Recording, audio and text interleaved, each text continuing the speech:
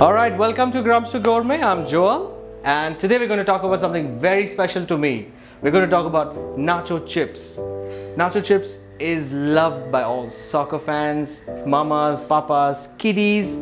You love to pair Nacho Chips with anything, and I will show you how to make it in very and easy simple steps. So what do we require? Salt, obviously. We're going to use 1 cup of corn flour or makkai ki aata, as your local grocery knows it. We're going to use close to about 3/4 to 1 cup of water, just enough to get our dough nice and round. Alright, so let's go ahead and make the dough. So now I'm going to directly add about a little water to my dough. Okay, just add a little salt to it for seasoning. Alright, now as you can see, my dough is coming together. It's getting a little free, as it's not sticking to my hand. I'm just going to add a little more water to it. So primarily I want to add about a tablespoon of water at a time, so that I do not don't make the dough too mucky. So corn flour is the most difficult flour to manage, unlike your maida and atta, which tends to get binded together. So don't be defeated by it. It's just the initial stage. Eventually, towards the end, this is the consistency that you want, which I can get right now. All I have to do is just put a little muscle power and bind it all together. I'm finally getting my nachos. See how quick that was. Okay, so now your makkai ki aata is ready. So this is exactly what you want.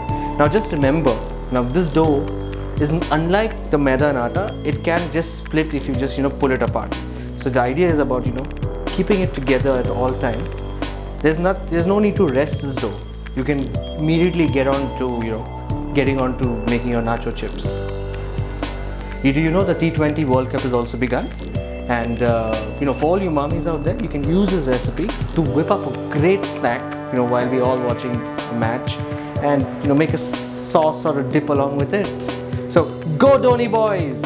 So I don't have a cling film today. Apparently I'm all out of it. So what I have done is I've taken 2 pishwees. I'm sure everybody knows what's pishwee. So I've cut open the pishwee, laid my dough ball over there, flatten it a little bit with my hand. Now I'd like you to come a little closer and see exactly what's happening to this dough ball. See, as I was telling you, this is what happens to your dough ball. You don't require more water. This is perfect. There we go. You take the other pishwee and you put it on top of it. So this is exactly what we're kind of talking about. Might seem difficult at the first, but once you get a hang of it, you will love to make nacho chips from there onwards. So let's go ahead and roll this out. So what I need is a baling or a rolling pin. So this is the fun part. Now we are going ahead and kind of just spreading it out. Now, I want to achieve close to about just 1 centimeter of thickness. Okay, I think I'm achieving my the proper thickness, which I like a little bit fat. Okay, so my makkai ki aata is flattened out. Now all I have to do is go ahead and make the triangles. To do that, I have myself already a nacho triangle cutter, but if you don't have this, you can do it, you can make nacho chips the shape that you like to make. It's not necessary that I make it this way. So I'm doing the mad angle shapes. So you want to come here and help me cut this, okay?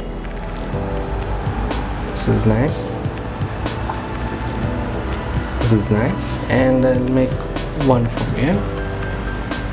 Okay. Ooh, my triangle broke. That's okay. This is my second triangle. Wow. And this is my third triangle. Now what you could do is, you could actually roll this dough back again, and again go on flattening it till nothing is left. Alright? Now, to get my frying pan on fire,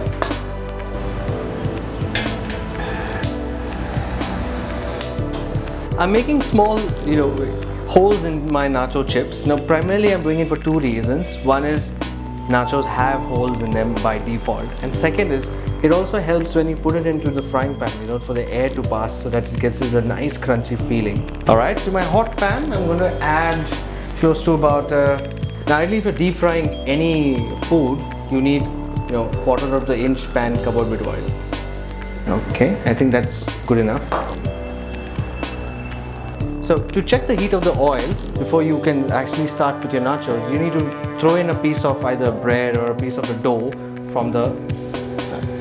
So what you're looking for out here is if the nachos or if the piece of dough floats up, your oil is hot enough. If it falls to the bottom, you will have to wait for your oil to heat up.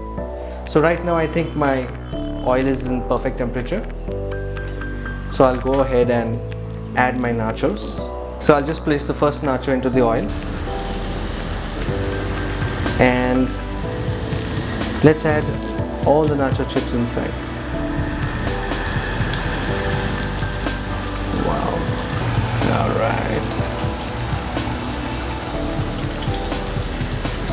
It's turning golden brown. I just love the smell of corn flour in hot oil. Okay. So my nachos are ready. Let's get ready to serve.